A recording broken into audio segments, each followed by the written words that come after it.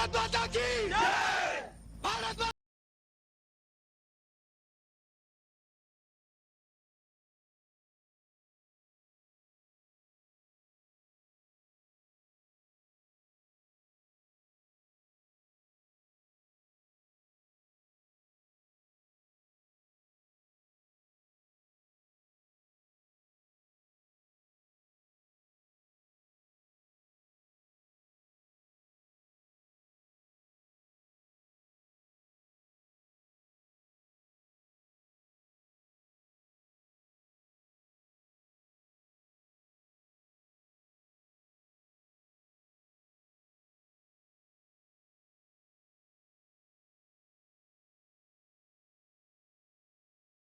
ರ ಯುದ್ಧದಲ್ಲಿ ಭಾಗವಹಿಸಿದಂತಹ ಈ ಯುದ್ಧ ಟ್ಯಾಂಕ್ನ ಒಂದು ಅನಾವರಣದ ಕಾರ್ಯಕ್ರಮ ನಮ್ಮ ಜಿಲ್ಲೆಯ ಹೆಮ್ಮೆಯ ಗೌರವಾನ್ವಿತ ಲೋಕಸಭಾ ಸದಸ್ಯರಾದ ಕ್ಯಾಪ್ಟನ್ ಬ್ರಜೇಶ್ ಚೌಟ ಅವರ ನೇತೃತ್ವದಲ್ಲಿ ಜರುಗಲಿದೆ. ಈ ಕಾರ್ಯಕ್ರಮಕ್ಕೆ ಇವತ್ತು ನಮ್ಮ ಗೌರವಾನ್ವಿತ ಲೋಕಸಭಾ ಸದಸ್ಯರಾದ ಕ್ಯಾಪ್ಟನ್ ಬ್ರಜೇಶ್ ಚೌಟ್ರು, ಮಾಜಿ MLC ಆದಂತಹ ಕ್ಯಾಪ್ಟನ್ ಗಣೇಶ್ ಕಾರ್ಣಿಕ್ರವರು, ನಮ್ಮ ಹೆಮ್ಮೆಯ ಶಾಸಕರಾದಂಥ ಶ್ರೀ ವೇದವಾಸ್ ಕಾಮತ್ರು, ಕರ್ನಲ್ ನಿಟ್ಟೆಗುತ್ತು ಶರತ್ ಭಂಡಾರಿ, ಬ್ರಿಗೇಡಿಯರ್ ಅಯ್ಯನ್ ರೈ, ದಕ್ಷಿಣ ಕನ್ನಡ ಮಾಜಿ ಜಿಲ್ಲಾ ಸೈನಿಕರ ಸಂಘದ ಅಧ್ಯಕ್ಷರಾದಂಥ ಬಾಲ ಶ್ರೀಕಾಂತ್ ಶೆಟ್ಟಿಯವರು ದಯವಿಟ್ಟು ಈ ಒಂದು ಟ್ಯಾಂಕ್ನ ಎದುರುಗಡೆ ಮೇಲ್ಗಡೆ ಬರಬೇಕಾಗಿ ನಿಮ್ಮೆಲ್ಲರ ಪರವಾಗಿ ನಾನು ಅವರನ್ನು ಸ್ವಾಗತಿಸಿದ್ದೇನೆ.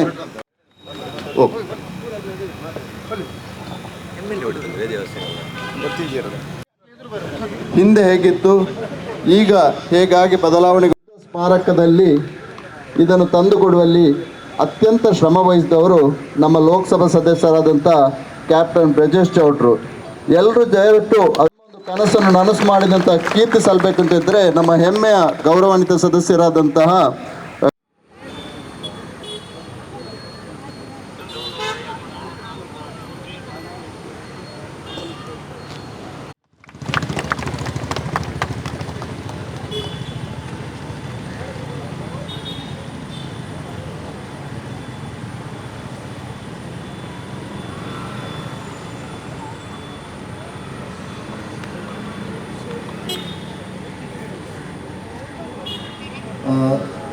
ಮಾಜಿ ಶಾಸಕರಾದಂಥ ಮಾಜಿ ಮಂತ್ರಿಗಳು, ಮಾಜಿ ಶಾಸಕರಾದಂಥ ನಾಗರಾಜ್ ಶೆಟ್ಟಿ ದಯವಿಟ್ಟು ವೇದಿಕೆ ಬರಬೇಕು.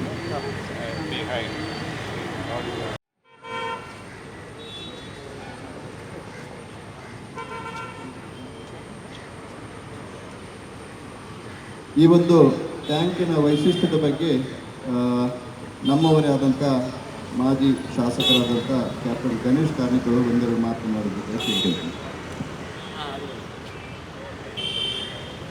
ಎಲ್ಲ ಆತ್ಮೀಯ ಬಂಧುಗಳೇ ಮತ್ತು ಮಾಜಿ ಸೈನಿಕರಿಗೆ ಗೊತ್ತಿರ್ತದೆ, T-55 ಟ್ಯಾಂಕ್ ಅನ್ನುವಂಥದ್ದು ಮೂಲತಃ ರಷ್ಯಾದಿಂದ ಮಾಡಲ್ಪಟ್ಟಂಥ ಟ್ಯಾಂಕ್.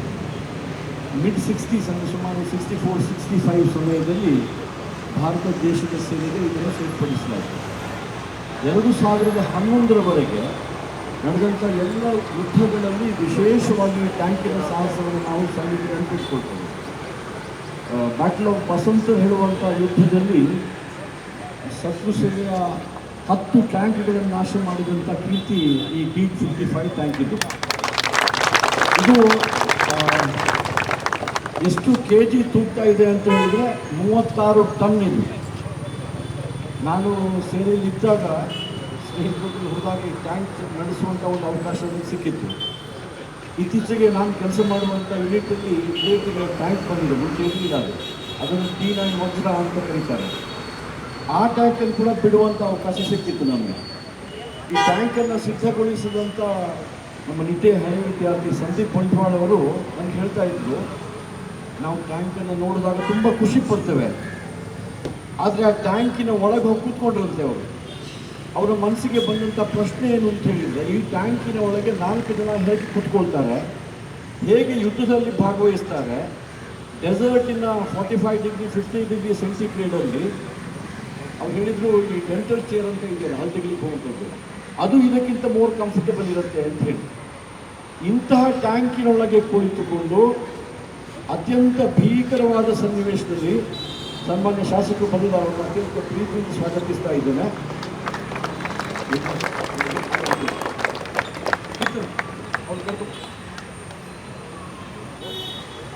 ಈ ಟ್ಯಾಂಕಿನಲ್ಲಿ ಕೇವಲ 4 ಜನ ಇರ್ತಾರೆ. ಒಬ್ಬ ಟ್ಯಾಂಕನ್ನು ಚಲಾಯಿಸುವವರು, ಒಬ್ಬ ಕಮಾಂಡರು, ಒಬ್ಬ ಲೋಡರ್ ಮತ್ತು ಒಬ್ಬ ಫೈರರ್. 4 ಜನ ಇರ್ತಾರೆ. 4 ಜನ ಒಳಗಿರ್ತಾರೆ. ಈ ಟ್ಯಾಂಕು ಗಂಟೆಗೆ 50ರಿಂದ 60 ಕಿಲೋಮೀಟರ್ ಸ್ಪೀಡಲ್ಲಿ ಹೋಗುತ್ತೆ. ಇದಕ್ಕೆ ಯಾವುದೇ ಶಾಕ್ ಅಬ್ಸಾರ್ಬರ್ ಇಲ್ಲ. ಒಳಗೆ ಕೂತ್ಕೊಂಡಾಗ ಆ ಮೆಟಲ್ ಸೀಟಲ್ಲಿ ಹೇಗಿರ್ಬೋದು ಅಂತ ನೀವು ಆಲೋಚನೆ ಮಾಡಿ. ಈ ಟ್ಯಾಂಕ್ ಪ್ಲೇನ್ಸ್ ಅಂತ ಹೇಳ್ತೇವಲ್ಲ, ಅಥವಾ ಮರುಭೂಮಿಯಲ್ಲಿ ಸಮತಟ್ಟಾದ ಪ್ರದೇಶದಲ್ಲಿ ಶತ್ರುಗಳನ್ನು ನಾಶ ಮಾಡಲಿಕ್ಕಿರುವಂಥ ಅತ್ಯಂತ ಪ್ರಬಲವಾದ ಒಂದು ಅಸ್ತ್ರ ನಮ್ಮ ಇರುವಂಥದ್ದು. ಈ ಟ್ಯಾಂಕ್ ಯುದ್ಧದಲ್ಲಿ ಭಾಗವಹಿಸಿ ಭಾಳ ಹೆಸರು ಪಡ್ಕೊಂಡಿದೆ. ಆ ಬ್ಯಾಟಲ್ ಆಫ್ ಬಸಂತರ ಆಧಾರದಲ್ಲಿ ಒಂದು ಸಿನಿಮಾ ಎಲ್ಲ ಮಾಡಿದ್ದಾರೆ. ಇದೆಲ್ಲ ಸಂಗತಿಗಳು ತಮ್ಗೆ ಗೊತ್ತಿದೆ. ನಮ್ಮ ಸಂಸದರ ವಿಶೇಷ ಪ್ರಯತ್ನದಿಂದಾಗಿ ಈ ಟ್ಯಾಂಕ್ ಇವತ್ತು ಇಲ್ಲಿ ಅನಾವರಣಗೊಳ್ತಾ ಇದೆ. ಇದು ನಮಗೆ ಪವಿತ್ರವಾದ ಸಂಗತಿ. ಒಬ್ಬ ಟ್ಯಾಂಕ್ ಯೂನಿಟ್ನ ಅಧಿಕಾರಿ ಆದರೆ ಬೆಳಗ್ಗೆ ಎದ್ದು ಹೋಗಬೇಕಾದ್ರೆ ಮೊದಲು ಟ್ಯಾಂಕಿಗೆ ಮುಟ್ಟಿ ಸೆಲ್ಯೂಟ್ ಮಾಡ್ತೀವಿ ನಾವು. ಹಾಗಾಗಿ ಮುಂದಿನ ದಿನಗಳಲ್ಲಿ ಈ ಟ್ಯಾಂಕ್ ಈ ಭಾಗದಲ್ಲಿ ನಮ್ಮ ಈ ಭಾಗದ ಎಲ್ಲ ಯುವಕರಿಗೆ ಪ್ರೇರಣೆ ಕೊಟ್ಟು ಅವರಲ್ಲಿಯೂ ಕೂಡ ರಾಷ್ಟ್ರಪತಿ ದೇಶಪ್ರೇಮದ ಭಾವನೆಯನ್ನು ಜಾಗೃತಗೊಳಿಸಬೇಕು. ಎಲ್ಲೋ ನಾನು ಕೂಡ ಸೇರಿ ಕೆಲಸ ಮಾಡಿರುವಂಥ ಭಾವನೆ ಬರಲಿ ಅಂತ ಹೇಳ್ತಾ, ಮತ್ತು ಇವತ್ತಿನ ಈ ಕಾರ್ಯಕ್ರಮಕ್ಕೆ ವಿಶೇಷವಾಗಿ ಸಹಕರಿಸಿದಂಥ ಸನ್ಮಾನ್ಯ ವೇದವ್ಯಾಸ ಮತ್ತು ನಮ್ಮ ಮುಖ್ಯ ಶಾಸಕರು ಇದನ್ನು ಹೊಸದಾಗಿ ಸ್ವಲ್ಪ ಇನ್ನೂ ಚೆನ್ನಾಗಿ ಮಾಡಲಿಕ್ಕೆ ತುಂಬ ಪ್ರಯತ್ನ ಮಾಡಿದ್ದಾರೆ. ಅವರು ಕೂಡ ಇದರೊಟ್ಟಿಗೆ ಸ್ಪಂದಿಸಿದ್ದಾರೆ. ಈಗ ನಾವೆಲ್ಲರೂ ಸೇರಿಕೊಂಡು ಈ ಕಾರ್ಯಕ್ರಮದಲ್ಲಿ ಭಾಗವಹಿಸ್ತಾ ಸನ್ಮಾನ್ಯ ಸಂಸದರು ಈ ಒಂದು ಕಾರ್ಯಕ್ರಮದಲ್ಲಿ ನಮ್ಮ ಟ್ಯಾಂಕನ್ನು ಅನಾವರಣಗೊಳಿಸಿ ಅದನ್ನು ಮಂಗಳೂರು ಜನತೆಗೆ ಅರ್ಪಣೆ ಮಾಡಬೇಕು ಅಂತ ವಿನಂತಿ ಮಾಡ್ತೇನೆ. ಧನ್ಯವಾದ.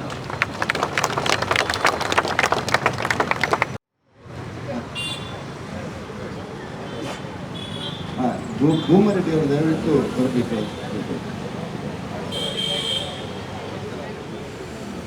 ಈಗ ಈ ಒಂದು ಪ್ರತಿಷ್ಠಿತ ಯುದ್ಧ ಟ್ಯಾಂಕ್ನ ಅನಾವರಣ ಕಾರ್ಯಕ್ರಮವನ್ನು ಗೌರವಾನ್ವಿತ ಲೋಕಸಭಾ ಸದಸ್ಯರಾದಂತಹ ಕ್ಯಾಪ್ಟನ್ ಬ್ರಜೇಶ್ ಚೌಡ್ರು, ಶಾಸಕರಾದಂಥ ವೇದವ್ಯಾಸ ಕಾಮತ್ರು, MLC ಅವರಾದಂಥ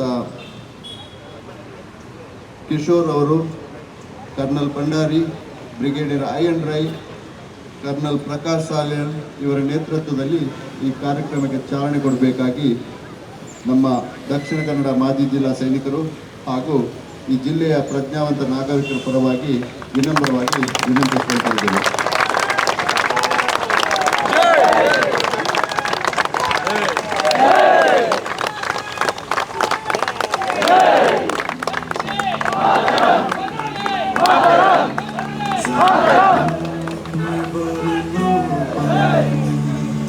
जो शहीद हुए हैं उनकी जरा याद करो कुर्बान, लुका छुपी बहुत हुई सामने आ जाना।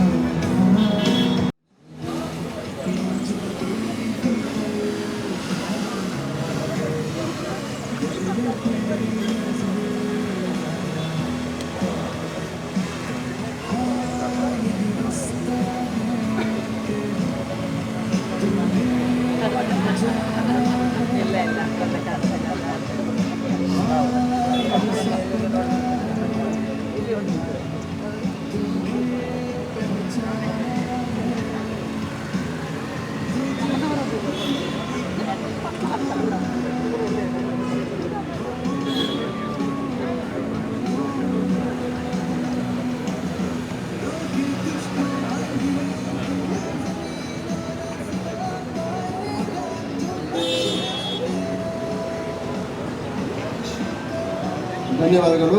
ಈಗ ಒಂದು ಸಣ್ಣ ಕಾರ್ಯಕ್ರಮ ನಡೆಸಿಕೊಡ್ಬೇಕಾಗಿತ್ತು.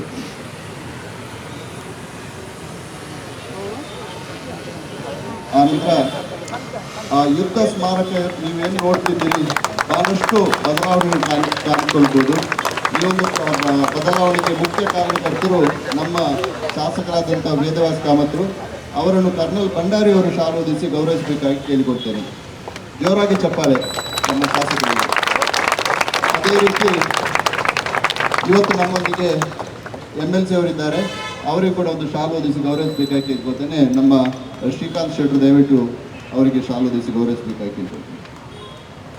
ಇವತ್ತು ಈ ಒಂದು ಕಾರ್ಯಕ್ರಮಕ್ಕೆ ಈ ಒಂದು ಯುದ್ಧ ಟ್ಯಾಂಕ್ ಇರ್ಬೋದು, ಯುದ್ಧ ಸ್ಮಾರಕ ಇರ್ಬೋದು, ಇದನ್ನು ನಡೆಸಿಕೊಟ್ಟವರು ಮುಗ್ರೋಡಿ ಕನ್ಸ್ಟ್ರಕ್ಷನ್ ಸುಧಾಕರ್ ಶೆಟ್ಟರು. ಅವರಿಗೆ ಇವತ್ತು ಬರಲಿಕ್ಕೆ ಆಗಲಿಲ್ಲ. ಅವರ ಪರವಾಗಿ ಅವರ ಇಂಜಿನಿಯರ್ ಆದಂಥ ಯತೀಶ್ರು ಅವರು ದಯವಿಟ್ಟು ವೇದಿಕೆಗೆ ಬರಬೇಕಾಗಿ. ಯತೀಶ್ ಎಲ್ಲಿದ್ದಾರೆ? ಅವರು ಯತೀಶ್ರು. ಸಂದೀಪ್ ಇದ್ದಾರಾ? ಸಂದೀಪ್. ಇದಕ್ಕೆ ಪೇಂಟ್ ಕೊಟ್ಟವರು ಸಂದೀಪ್ ಅಂತವರು, ದಯವಿಟ್ಟು ಅವರು ಬರಬೇಕಾಗಿ ಅವರು ನಮ್ಮ ಗೌರವ ಸ್ವೀಕರಿಸಬೇಕಾಗಿ. ಸಂದೀಪ್ ಅವರು ಇದ್ದಾರೆ. ಬಂದರು.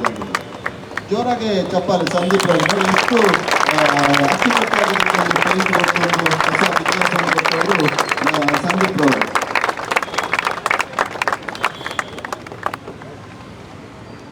ನಮ್ಮ ಲೋಕಸಭಾ ಸದಸ್ಯರಾದಂಥ ಬ್ರಜೇಶ್ ಚೌಟ್ರು ಗೌರವಿಸಬೇಕಾಗಿ ಕೇಳ್ಬೋದು.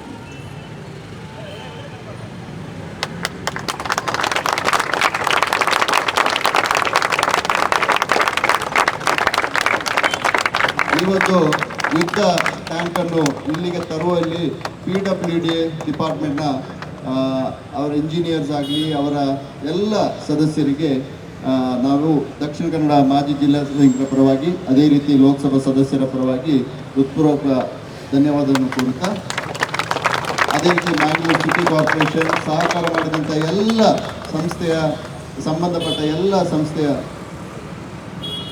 ಸುಜಯ್ ಇದ್ದಾರೆ. ಸುಜಯ್ ಇದರ ಡಿಸೈನ್ ಮಾಡಿದವರು ಸುಜಯ್ ಅಂತ. ಜೋರಾಗಿ ಚಪ್ಪಾಳೆ ಅವರಿಗೆ. ಅವರು ಆರ್ಕಿಟೆಕ್ಟ್ ಇದ್ದಾರೆ.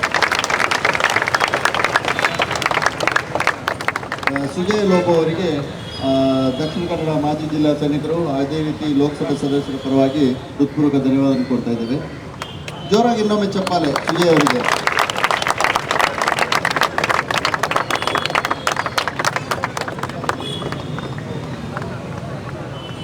ಇಲ್ಲಿಗೆ ಈ ಅನಾವರಣ ಕಾರ್ಯಕ್ರಮ ಇಲ್ಲಿಗೆ ಮುಕ್ತಾಯಗೊಳ್ತಾ ಇದೆ. ಮುಂದಿನ ಕಾರ್ಯಕ್ರಮ ನಮ್ಮ ಯುದ್ಧ ಸ್ಮಾರಕದ ಒಳಗಡೆ ಈಗ ನೋಡಿರ್ಬೋದು, ರೋಟರಿ ಜಿಲ್ಲೆ 318 ಒಂದು ಬೃಹತ್ ರ್ಯಾಲಿ ಕೂಡ ಬಂದಿದೆ. ಅವರಿಗೆ ದಕ್ಷಿಣ ಕನ್ನಡ ಮಾಜಿ ಜಿಲ್ಲಾ ಸೈನಿಕರ ಪರವಾಗಿ ಅವರು ಹಾಗೂ ಈಗಿನ ಗವರ್ನರ್ ಆದಂಥ ಸತೀಶ್ ಬೋಲಾರ್ ಅವರಿಗೆ ಹೃತ್ಪೂರ್ವಕ ಧನ್ಯವಾದವನ್ನು ಕೋರುತ್ತಾ ಅವರಿಗೆ ಸ್ವಾಗತಿಸುತ್ತಾ ಮುಂದಿನ ಕಾರ್ಯಕ್ರಮಕ್ಕೆ ತಾವೆಲ್ಲ ಭಾಗವಹಿಸಬೇಕಾಗಿ.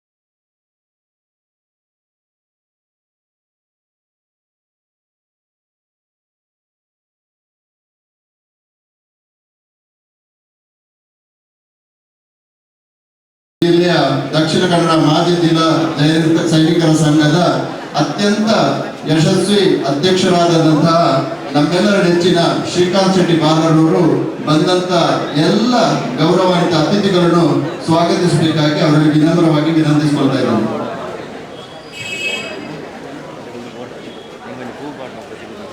ಎಲ್ರಿಗೂ ನಮಸ್ಕಾರ. ಹಾಗೆಯೇ ನಮ್ಮ ಕಾರ್ಗಿಲ್ ಯುದ್ಧದಲ್ಲಿ ನಾವು ಏನು ವಿಜಯವನ್ನು ಸಾಧಿಸಿದ್ದೇವೆ, ಈ ವಿಜಯದ ಸಾಧನೆಯನ್ನ ಸಂಭ್ರಮಿಸುವಂತಹ ಈ ಕಾರ್ಗಿಲ್ ವಿಜಯೋತ್ಸವದ ಶುಭಾಶಯಗಳನ್ನು ನಾನು ಎಲ್ರಿಗೂ ಹೇಳಲಿಕ್ಕೆ ಇಚ್ಛೆ ಪಡ್ತೇನೆ.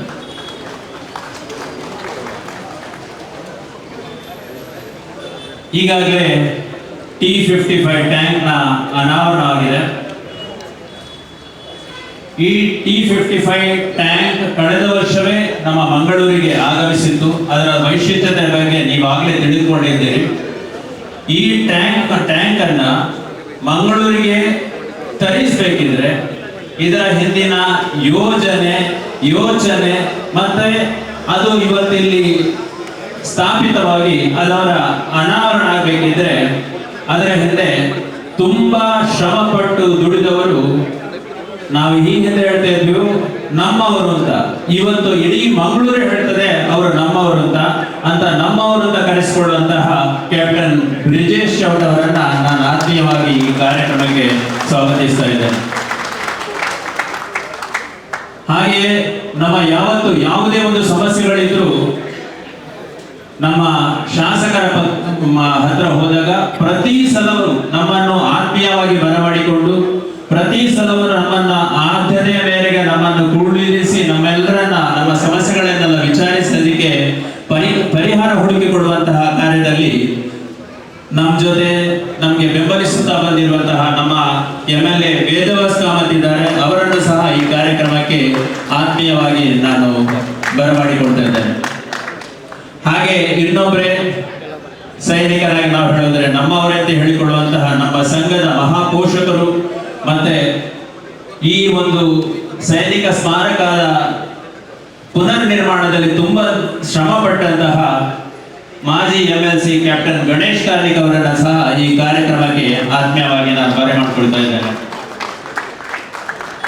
ಈ ಪ್ರದೇಶದ MLC ಕಿಶೋರ್ ಕುಮಾರ್ ಅವರು ನಮ್ಮ ಜೊತೆ ಇದ್ದಾರೆ.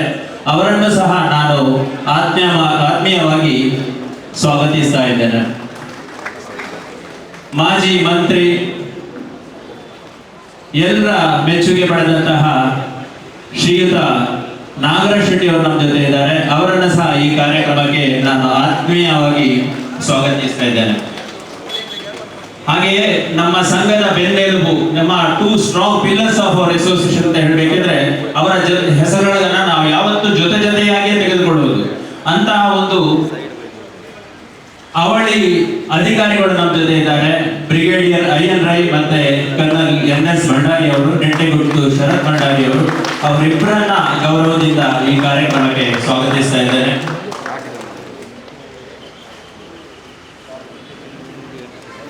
ಹಾಗೆಯೇ ಇವತ್ತು ನೀವೊಂದು ಸುಂದರವಾದ ಪೀಠದ ಮೇಲೆ ನಮ್ಮ ಟ್ಯಾಂಕ್ ನಿಂತಿದೆ. ಅದರ ಡಿಸೈನರ್ ಆಗಿರುವಂತಹ ಮಿಸ್ಟರ್ ಸುಜಯ್ ಲೋಬ್ ಅವರಿಗೂ ಆತ್ಮೀಯವಾದ ಸ್ವಾಗತವನ್ನು ಬಯಸ್ತಾ ಇದ್ದೇನೆ. ಆ ಟ್ಯಾಂಕ್ ಅನ್ನ ರೆಸ್ಟೋರ್ ಮಾಡುವಲ್ಲಿ ಶ್ರಮ ವಹಿಸಿದಂತಹ ವ್ಯಾಗನ್ ಟ್ಯೂನನ್ ಕಂಪನಿಯ ಮಾಲೀಕರಾದಂತಹ ಸಂದೀಪ್ ಬರ್ವಾಲ್ ಅವರಿದ್ದಾರೆ. ಅವರನ್ನ ಸಹ ಈ ಕಾರ್ಯಕ್ರಮಕ್ಕೆ ಪ್ರೀತಿಯಿಂದ ಸ್ವಾಗತಿಸ್ತಾ ಇದ್ದೇನೆ. ರಾಷ್ಟ್ರಭಕ್ತ ನಾಗರಿಕ ವೇದಿಕೆ ನಿರಂತರವಾಗಿ ನಮ್ಮ ಸೈನಿಕರ ಸಂಕಷ್ಟಗಳಿಗೆ ಸ್ಪಂದಿಸ್ತಾ ಬಂದಿದ್ದು ಕಳೆದ ಒಂದು 12 ವರ್ಷಗಳಲ್ಲಿ ಸುಮಾರು 37 ಲಕ್ಷದಷ್ಟು ಸೈನಿಕ ದೇಣಿಗೆಯನ್ನು ನೀಡಿದಂತಹ ಸಂಸ್ಥೆ. ಇದರ ಮುಖ್ಯಸ್ಥರಾದ ಸತ್ಯಜಿತ್ ಸುರತ್ಕಲ್ ಅವರು ನಮ್ಮ ಜೊತೆ ಇದ್ದಾರೆ. ಅವರನ್ನ ಸಹ ಈ ಕಾರ್ಯಕ್ರಮಕ್ಕೆ ನಾನು ಆತ್ಮೀಯವಾಗಿ ಗೌರವದಿಂದ ಸ್ವಾಗತಿಸ್ತಾ ಇದ್ದೇನೆ. ಅದೇ ರೀತಿ ಸೈನಿಕರ ಸಂಕಷ್ಟಗಳಿಗೆ ಸ್ಪಂದಿಸಿದಂತಹ ಇನ್ನೊಂದು ಸಂಸ್ಥೆ ಶ್ರೀಶಾ ಸೌಹಾರ್ದ ಕೋಆಪರೇಟಿವ್ ಸೊಸೈಟಿ. ಇದರ ಮುಖ್ಯಸ್ಥರಾದಂತಹ ಶ್ರೀಯುತ ಗುರುರಾಜ್ ಎಂ ಅವರು ನಮ್ಮ ಜೊತೆಗಿದ್ದಾರೆ. ಅವರಿಗೂ ಗೌರವದ ಸ್ವಾಗತ ಸರ್. ಹಾಗೆಯೇ ಈ ಪ್ರದೇಶದಲ್ಲಿದ್ದು ಕಾರ್ಪೊರೇಟರ್ಗಳಾಗಿ ನಮ್ಮ ಜೊತೆ ನಮ್ಮ ಕಾರ್ಯಕ್ರಮಗಳಲ್ಲಿ ಕೈ ಜೋಡಿಸಿದಂತಹ ಎಲ್ಲ ಈಗ ಸದ್ಯಕ್ಕೆ ಕಾರ್ಪೊರೇಷನ್ ಅಸ್ತಿತ್ವದಲ್ಲಿ ಇಲ್ಲ, ಅದರಿಂದ ಮಾಜಿ ಕಾರ್ಪೊರೇಟರ್ಗಳನ್ನು ಸಹ ನಾನು ಗೌರವದಿಂದ ಸ್ವಾಗತಿಸ್ತಾ ಇದ್ದೇನೆ. ಹಾಗೆಯೇ ನಮ್ಮ ಎಲ್ಲ ಸೈನಿಕ ಬಂಧುಗಳು, ವಿಶೇಷವಾಗಿ ನಮ್ಮ ಪದಾಧಿಕಾರಿಗಳು, ಕಾರ್ಯಕಾರಿ ಸಮಿತಿ ಸದಸ್ಯರು ಹಾಗೂ ಎಲ್ಲ ಸೈನಿಕ ಬಂಧುಗಳನ್ನ ಅತೀವ ಗೌರವದಿಂದ ಈ ಕಾರ್ಗಿಲ್ ವಿಜಯೋತ್ಸವದ ಈ ಕಾರ್ಯಕ್ರಮಕ್ಕೆ ನಾನು ಸ್ವಾಗತಿಸ್ತಾ ಇದ್ದೇನೆ. ರೋಟರಿ ಕ್ಲಬ್ ಬೈಕಂಪಾಡಿಯಿಂದ ಒಂದು ಕಾರ್ ರ್ಯಾಲಿಯನ್ನು ತಗೊಂಡು ಈ ಪ್ರದೇಶಕ್ಕೆ ಆಗಮಿಸಿ ಈ ಕಾರ್ಯಕ್ರಮಕ್ಕೆ ಒಂದಷ್ಟು ಮೆರಗನ್ನು ನೀಡಲು ಪ್ರಯತ್ನಿಸಿದಂತಹ ರೋಟರಿ ಕ್ಲಬ್ ಬೈಕಂಪಾಡಿಯ ಅಧ್ಯಕ್ಷರಾದಂತಹ ರೊಟೇರಿಯನ್ ಕಶ್ಯಪ್ ಪ್ರಭು ಹಾಗೂ ಅವರ ತಂಡಕ್ಕೆ ಸಹ ನಾನು ಧನ್ಯವಾದದಿಂದ ಅವರಿಗೆ ಸ್ವಾಗತವನ್ನ ಬಯಸ್ತಾ ಇದ್ದೇನೆ. ಹಾಗೆ ನಮ್ಮ ಜೊತೆ ಇದ್ದಾರೆ ಅಡಿಷನಲ್ ಸೂಪರಿಂಟೆಂಡೆಂಟ್ ಆಫ್ ಪೊಲೀಸ್ ಶ್ರೀಯುತ ಭೂಮಾರೆಡ್ಡಿ ಅವರು. ಅವರಿಗೆ ಸಹ ನಾನು ಗೌರವದ ಸ್ವಾಗತವನ್ನು ಬಯಸ್ತೇನೆ. ಹಾಗೆ NCCಯ ಅಡ್ಮಿನ್ ಆಫೀಸರ್ ಆಗಿರುವಂತಹ ಕರ್ನಲ್ ಪ್ರಶಾಂತ್ ಸಾಲಿಯನ್ ಅವರಿದ್ದಾರೆ. ಅವರನ್ನು ಸಹ ಗೌರವದಿಂದ ಸ್ವಾಗತಿಸ್ತಾ ಇದ್ದೇನೆ.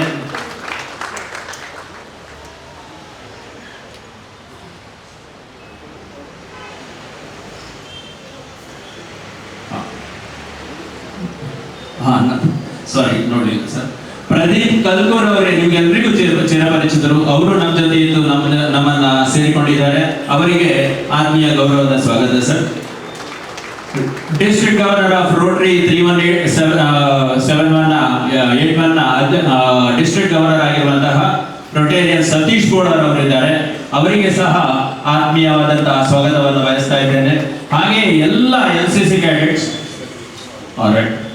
ಎಲ್ಲ NCC ಕ್ಯಾಡೆಟ್ಸ್ಗೆ ಸಹ ನಾನು ಪ್ರೀತಿಯ ಸ್ವಾಗತವನ್ನು ಬಯಸ್ತಾ ಇದ್ದೇನೆ. ಲಯನ್ಸ್ ಕ್ಲಬ್ನವರು ಹಲವಾರು ವರ್ಷದಿಂದ ನಮ್ಮ ಜೊತೆ ಕೈ ಜೋಡಿಸಿ ನಮ್ಮ ಕಾರ್ಯಕ್ರಮಗಳನ್ನು ಯಶಸ್ವಿಯಾಗಿ ನಡೆಸುವಂತೆ ಸಹಕರಿಸಿದವರು. ಅವರ ಎಲ್ಲ ಪ್ರತಿನಿಧಿಗಳಿಗೂ ನಾನು ಗೌರವದ ಸ್ವಾಗತವನ್ನು ಬಯಸ್ತಾ ಈ ಕಾರ್ಯಕ್ರಮಕ್ಕೆ ಸಹಕರಿಸಿದಂತಹ ನಮ್ಮ ಕದ್ರಿ ಪೊಲೀಸ್ ಠಾಣೆಯ ಎಲ್ಲ ಸಿಬ್ಬಂದಿಗಳು, ಮಾಧ್ಯಮ ಮಿತ್ರರು, ಇವರೆಲ್ಲರಿಗೂ ನಾನು ಗೌರವದ ಪ್ರೀತಿಯ ಸ್ವಾಗತವನ್ನು ಬಯಸ್ತಾ ಬಂಟರಂಗ ಸಂಘ ಸುರತ್ಕಲ್ನ ಅಧ್ಯಕ್ಷರಾದಂತಹ ಜಗನ್ನಾಥ್ ಶೆಟ್ಟಿ ಬಾಳ ಅವರಿದ್ದಾರೆ. ಅವರಿಗೂ ಸಹ ಸ್ವಾಗತವನ್ನು ಬಯಸ್ತಾ ನಮ್ಮ ಎಲ್ಲ ಇಲ್ಲಿ ಉಪಸ್ಥಿತರಿರುವಂತಹ ಎಲ್ಲ ರಾಷ್ಟ್ರ ಭಕ್ತರಿಗೆ ಯಾರಾದ್ರೂ ಹೆಸರು ಬಿಟ್ಟಿದ್ರೆ ಕ್ಷಮಿಸಿ.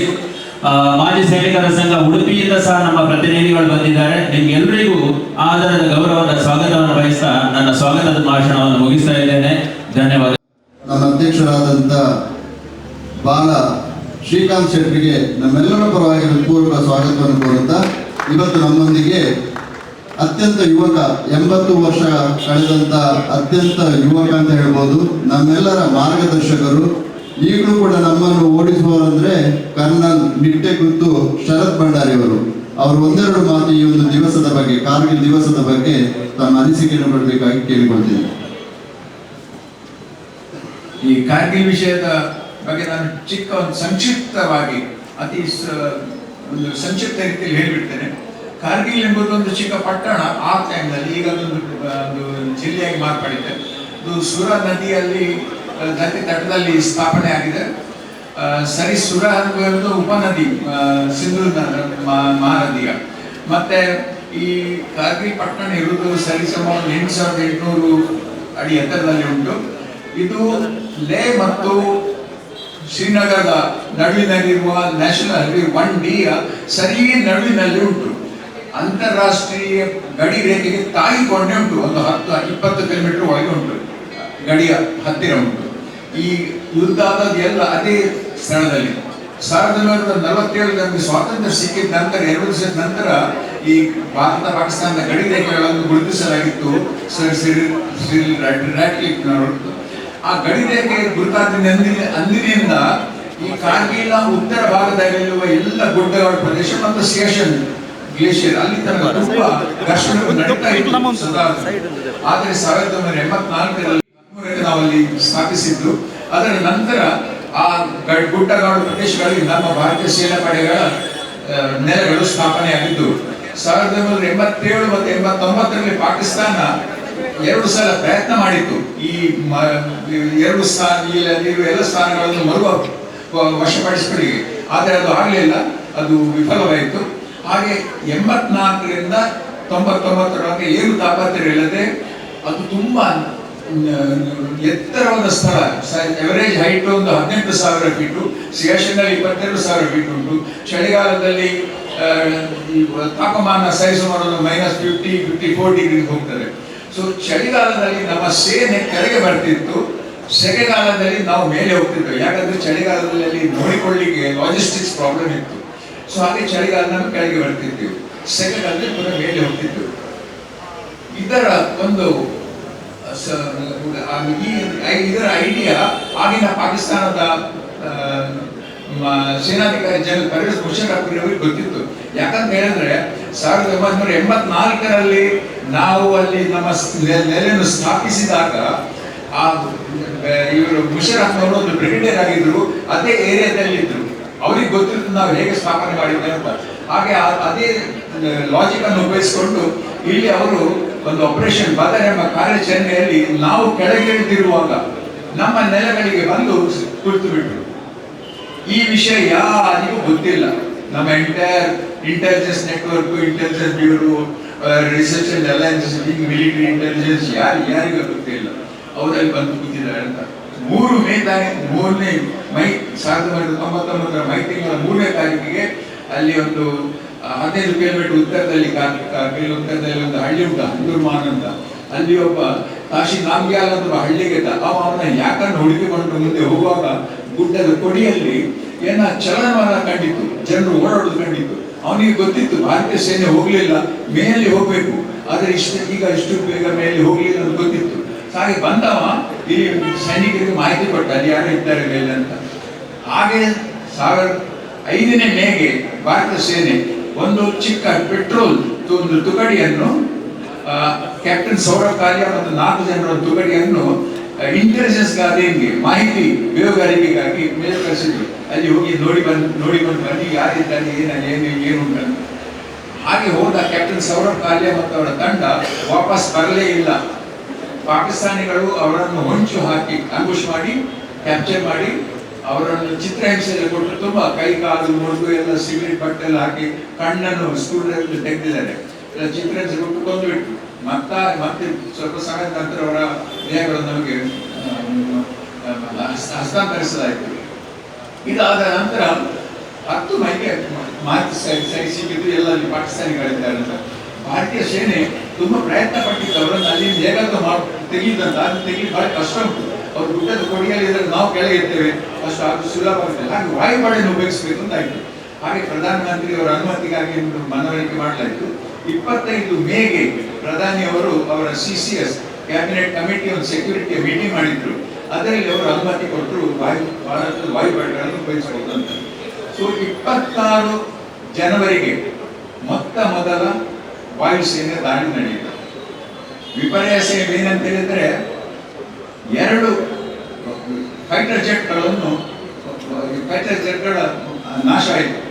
ಒಂದು MiG-27, ಅದು ಅದರ ಮೆಕ್ಯಾನಿಕಲ್ ಎಂಜಿನ್ ಫೇಲ್ ಆದ ನಡೆದೋಯಿತು. ಅದರಲ್ಲಿ ಪೈಲಟ್ ನಚಿಕೇತ ಅಂತಿದ್ರು, ಫ್ಲೈಟ್ ನಚಿಕೇತ, ಅವರು ಗಾಡಿಗಳಲ್ಲಿ ಹಾದಿ ಕೆಳಗೆ ಬಿದ್ದ ನಮಸ್ಕಾರದಲ್ಲಿ ಅದರಲ್ಲಿ ಪಾಕಿಸ್ತಾನಿಗಳಿದ್ರು, ಅವರು ಸರಿ ಹಿಡಿದ್ರು. ಮತ್ತೆ ಇನ್ನೊಬ್ಬರನ್ನು ಅಲ್ಲಿ ಮಿಸೈಲ್ ಹೊಡೆದು, ಸ್ಟಿಂಗರ್ ಮಿಸೈಲ್ ಹೊಡೆದು ಹೊಡೆದಿರಿಸ್ತಾರೆ. ಇದಾದ ನಂತರ 27-28ಕ್ಕೆ ಇನ್ನೊಂದು ಹೆಲಿಕಾಪ್ಟರ್ ಅನ್ನು ಕೆಳಗಿಳಿಸಲಾಯಿತು. ಅದರಲ್ಲಿ ಫ್ಲೈಟ್ ಲೆಫ್ಟಿನೆಂಟ್ ಮೊಹಿಲರ್ ಅಂತ ಇದ್ರು, ಮತ್ತೊಂದು 5 ಜನ ಕ್ರೂ ಇದ್ರು, ಕೆಲಸದವರು, ಸಿಬ್ಬಂದಿಗಳು ಎಲ್ಲರೂ ಅದರಾದರು. ಇದಾದ ನಂತರ ಭಾರತೀಯ ಸೇನೆ ಕಾರ್ಯಾಚರಣೆ ಮುಂದಿಟ್ಟು 1 ಜೂನ್ಗೆ ನ್ಯಾಷನಲ್ ಹೈವೇ 180ಗೆ ಬಾಂಬ್ ಹಾಕಿದ್ರು ಪಾಕಿಸ್ತಾನಿಗಳು, ಆರ್ಟಿಲರಿ ಫೈರಿಂಗ್ ಮೇಲಿನಿಂದ. ಇದರ ನಂತರ ಸೈನಿಕರ ಕಾರ್ಯಾಚರಣೆ ಇತ್ತು. ನಾನು ಆ ಬಗ್ಗೆ ಹೆಚ್ಚು ವಿಶ್ಲೇಷಣೆ ಮಾಡುವುದಿಲ್ಲ.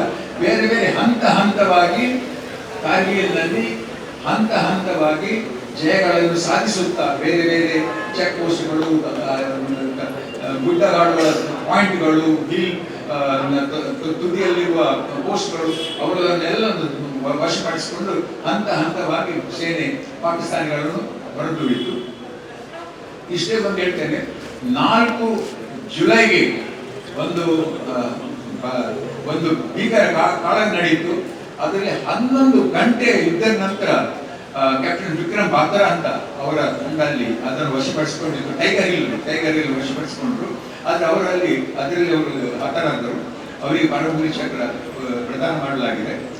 ಮತ್ತೆ ಇದಾದ ನಂತರ 5ನೇ ಜುಲೈಗೆ ಅಮೆರಿಕದ ರಾಜಧಾನಿ ವಾಷಿಂಗ್ಟನ್ ನಲ್ಲಿ ಪಾಕಿಸ್ತಾನದ ಪ್ರಧಾನಿ ನವಾಜ್ ಶರೀಫ್ನವರು ಅಲ್ಲಿ ಹೋಗಿ ಅಲ್ಲಿಯ ಅಮೆರಿಕದ ಅಧ್ಯಕ್ಷ ಬಿಲ್ ಕ್ಲಿಂಟನ್ ಒಟ್ಟಿಗೆ ಜಂಟಿ ಹೇಳಿದ್ರು, ಭಾರತದ ಸ್ಥಳದಲ್ಲಿರುವ ಎಲ್ಲ ಪಾಕಿಸ್ತಾನ ಸೇನೆಗಳು ವಾಪಸ್ ಬರ್ತೇವೆ, ನಾವು ಪಾಕಿಸ್ತಾನಿ ಸೇನೆಗಳನ್ನು ವಾಪಸ್ ವಿಡ್ರಾ ಮಾಡ್ತೇವೆ, ಹಿಂದೆ ತೆಗೆದುಕೊಳ್ತೇವೆ ಅಂತ ಅಲ್ಲಿ ಅನೌನ್ಸ್ ಮಾಡಿದ್ರು ವಾಷಿಂಗ್ಟನ್ ನಲ್ಲಿ.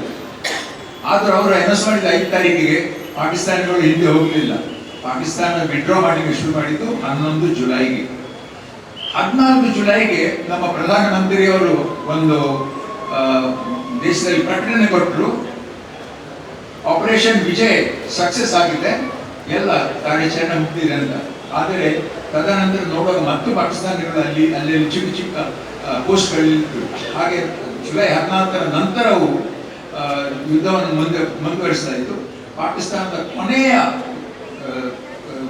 ಚೆಕ್ ಪೋಸ್ಟ್ ಅನ್ನು ಜುಲೈ 26ರಂದು ಬಡಿದುರಿಸಲಾಯಿತು. ಹಾಗೆ 26 ಜುಲೈ ಕಾರ್ಗಿಲ್ ವಿಜಯ ದಿವಸವಾಗಿ ನಾವು ಆಚರಿಸ್ತಾ ಬಂದಿದ್ದೇವೆ. ಇದು ಕೊನೆಯ ದಿನ ಇದೇ ಕಾರ್ಗಿಲ್ ಯುದ್ಧದ ಸಮಯದಲ್ಲಿ ಭಾರತೀಯ ನೌಕಾಪಡೆಯವರು ಆಪರೇಷನ್ ತಲ್ವಾರ್ ಎಂಬ ಆಚರಣೆಯಲ್ಲಿ ಪಾಕಿಸ್ತಾನದ ಬಂದರು ಕರಾಚಿಯನ್ನು ನಿರ್ಬಂಧ ಮಾಡಿದ್ರು, ಬ್ಲಾಕೇಡ್ ಮಾಡಿದ್ರು ಅರಬ್ಬಿ ಸಮುದ್ರವನ್ನು. ಯಾವ ಯುದ್ಧದ ಸಾಮಗ್ರಿಗಳು, ಯಾವ ಏನು ಸಹಾಯದ ವಸ್ತುಗಳು ಪಾಕಿಸ್ತಾನಕ್ಕೆ ಸಿಕ್ಕದಾಗಿ ಮಾಡಿದ್ರು. ಏರ್ಫೋರ್ಸ್ನವರದ್ದು ಆಪರೇಷನ್ ಸಫೇದ್ ಸಾಗರ್ 550 ಸಾಲ್ಟೆ ಮಾಡಿದ್ದಾರೆ, ಬಾಂಬುಗಳನ್ನು ಹೊಡೆಯುವ ಕಾರ್ಯಕ್ರಮ. ಸೊ ಒಳ್ಳೆ ಭಾರತ ಆಪರೇಷನ್ ಮಾಡಿದ್ದು ಆಪರೇಷನ್ ವಿಜಯದಲ್ಲಿ. ಈ ಯುದ್ಧದಲ್ಲಿ ನೋಡಬೇಕಾದ 2 ಮುಖ್ಯವಾದ ವಿಷಯಗಳು. ಒಂದನೇದಾಗಿ ಯುವ ನಾಯಕತ್ವ, ಯಂಗ್ ಲೀಡರ್ಶಿಪ್. ಅಧಿಕಾರಿಗಳಾಗಲಿ, ಜೂನಿಯರ್ ಕಮಿಷನ್ ಆಫೀಸರ್ಸ್ ಆಗಲಿ, ನಾನ್ ಕಮಿಷನ್ ಆಫೀಸರ್ಸ್ ಆಗಲಿ, ಚಿಕ್ಕ ಎಳೆಪಾಯದವರು ನಮ್ಮ ಸೇನೆಯ ಮುಂದೂಡಿಂದ, ಲೀಡಿಂಗ್ ಫ್ರಮ್ ದ ಫ್ರಂಟ್, ಮುಂದಿನಿಂದ ಹೋಗಿ ಜಯ ಸಾಧಿಸಿದ್ದಾರೆ, ಯೂತ್ ಲೀಡರ್. ಸೆಕೆಂಡ್ ವಿಶೇಷತೆ ಏನಂತ ಹೇಳಿದ್ರೆ, it was the war of artillery ಅಂತ ಹೇಳ್ತಾರೆ. ಫಿರಂಗಿಗಳ ತೋಪುಗಳ ಯುದ್ಧ ಅಂತ. 82% ಪಾಕಿಸ್ತಾನಿ ನಷ್ಟ ಆದದ್ದು, ಮನುಷ್ಯರ ನಷ್ಟ ಆಗಿರ್ಬೋದು, ಸಾಮಗ್ರಿಗಳ ನಷ್ಟ ಆಗಿರ್ಬೋದು, ಪರಿಕರಗಳ ನಷ್ಟ ಆಗಿರ್ಬೋದು, ಅದು ಆರ್ಟಿಲರಿ, ಅಕ್ಯುರೇಟ್ ಆರ್ಟಿಲರಿ ಫೈರ್ ನಿಂದ ಆದದ್ದು. 300 ಆರ್ಟಿಲರಿ ತೋಪು ಫಿರಂಗಿಗಳನ್ನು ನಾವು ಉಪಯೋಗಿಸಿದ್ದೇವೆ. ಅದರಲ್ಲಿ 100 ತೋಪು ಫಿರಂಗಿಗಳು 100 mm ಹೊವಿಟ್ಸರ್ ಉಪಯೋಗಿಸಿದ್ದೇವೆ.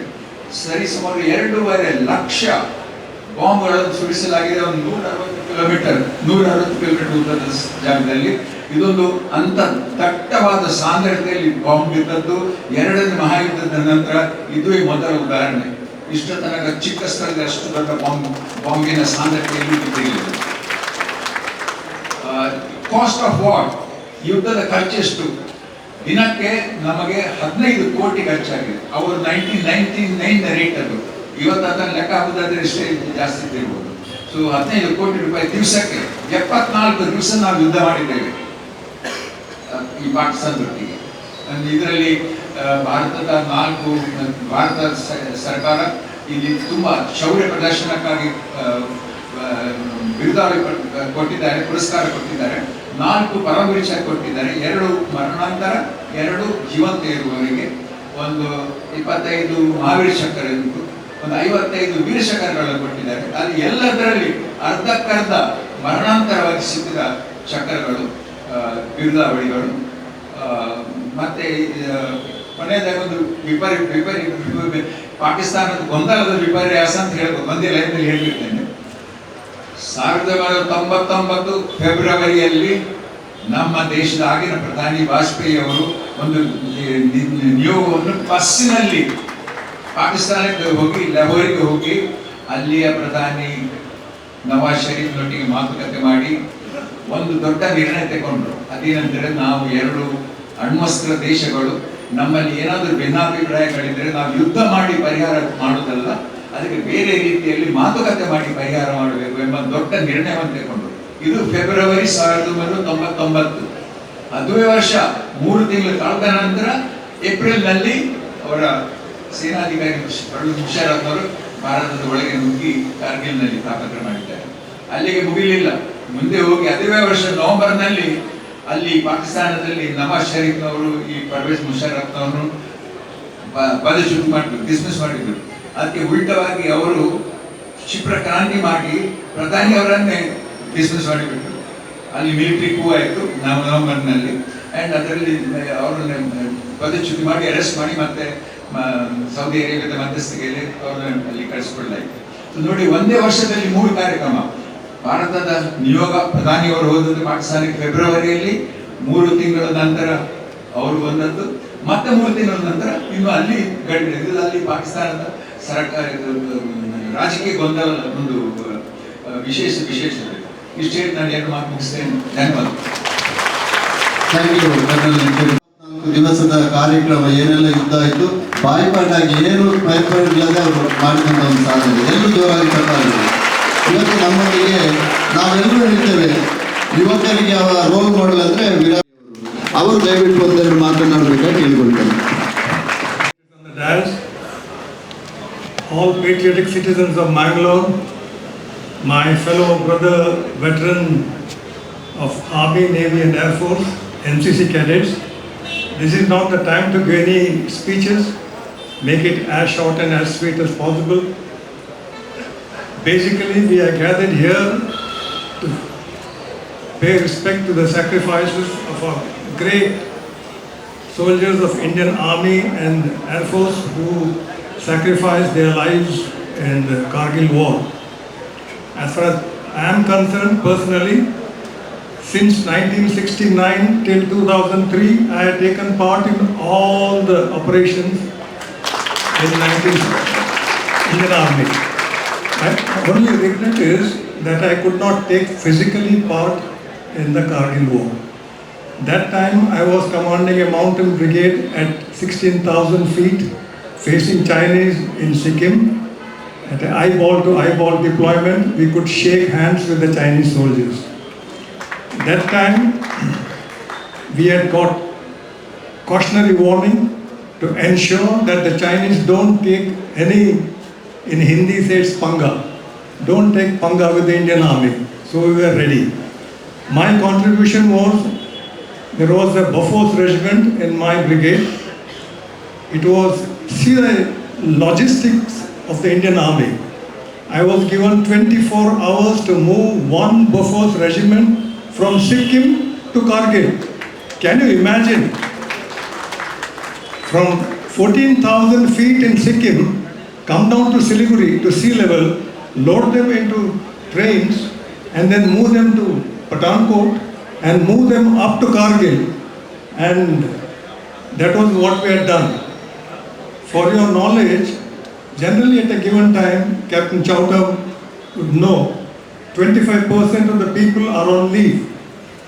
Another 5% are out on various duties and casual leave. So with 75, to drive a Bofors truck, it requires specialized skills, that too in mountains. So while we were moving them down to Siliguri, one of the ad hoc driver was driving a Bofors truck with all the ammunition racks, and it skidded from the mountain at 14,000 feet, and it was a sight to see a truck hanging down along the vertical cliff and the gun with its hooks holding on to the truck, and the truck was hanging down and the Bofors truck was holding the truck from falling into the crevasse. So secondly, I would like to say briefly, I have spent almost 7.5 years in different ranks at 14,000 to 17,000 feet as a major, as a colonel and as a brigadier. I know what it is to fight in a high altitude terrain. Rarefied atmosphere, no oxygen, sub-zero temperature, minus 38 degrees Celsius.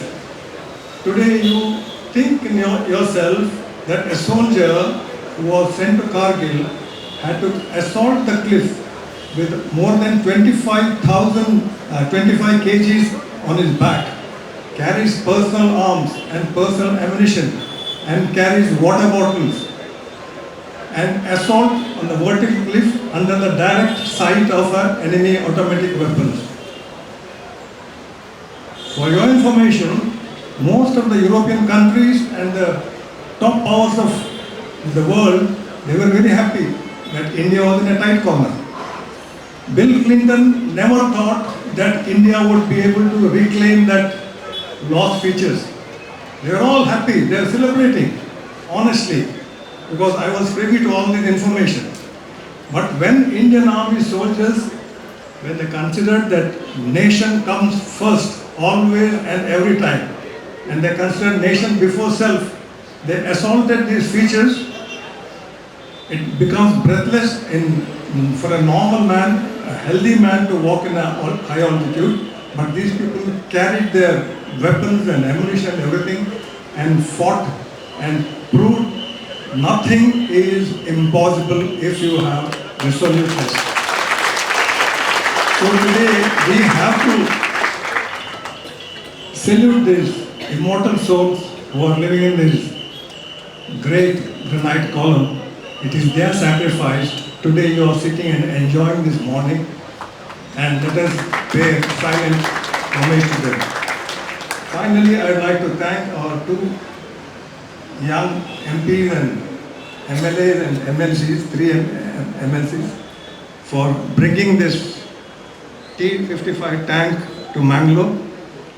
I am very sanguine that this T-55 tank will show the resoluteness of a steely will among the patriot citizens of Mangalore, and it will also encourage the young people to join the armed forces. Please join the armed forces.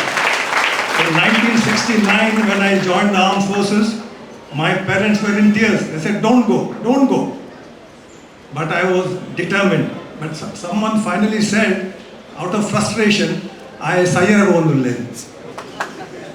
No, I am not joking, I am telling you very honestly. But today, my three brothers and one sister, they are all gone above. I died 3 or 4 times, and once I almost died and went up and they closed the gate and I came back down. So the day, when the destiny is there that you will live till then, nobody can kill you. Today I am entering 80. I am slightly younger to Colonel Bhandari sir. With your blessings, I hope to come here again and again and pay my homage to these brave men. Jai Hind. Thank you, sir. Don't you think it is ಇವತ್ತು ನಮ್ಮೊಂದಿಗೆ ಮಾಜಿ MLC ಆದಂಥ captain Ganesh ಕಾರ್ಣಿಕರು ಇದ್ದಾರೆ. Captain Ganesh ಕಾರ್ಣಿಕರು ನಮ್ಮನ್ನು ಉದ್ದೇಶಿಸಿ ಮಾತನಾಡಬೇಕು ಕೇಳಿಕೊಳ್ತೀನಿ.